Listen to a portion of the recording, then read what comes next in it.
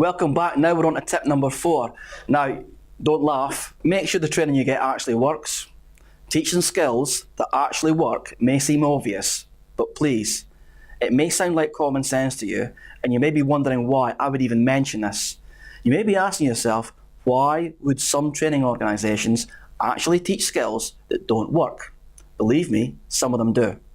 The main reasons are that they do it because they have little or no understanding of the law or health and safety, and especially the manual handling regulations, or no knowledge or understanding of the associated physiological effect that can happen when we're under stress. That's the child and the teachers trying to gain control.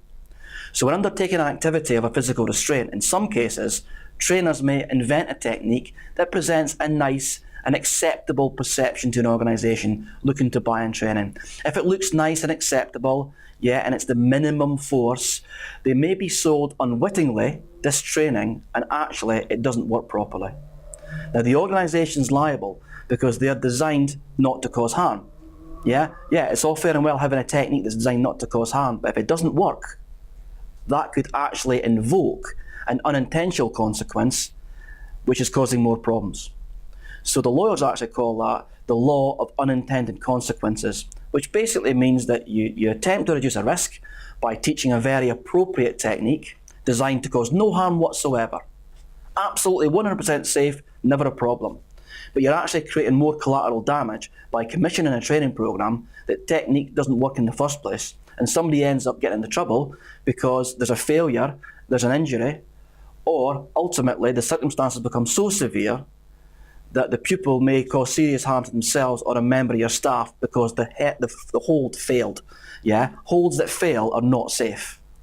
So really there's always a payoff between what works and what's acceptable for every part of society. Make sure the system you employ is simple, it's reliable, and therefore it's functional under pressure.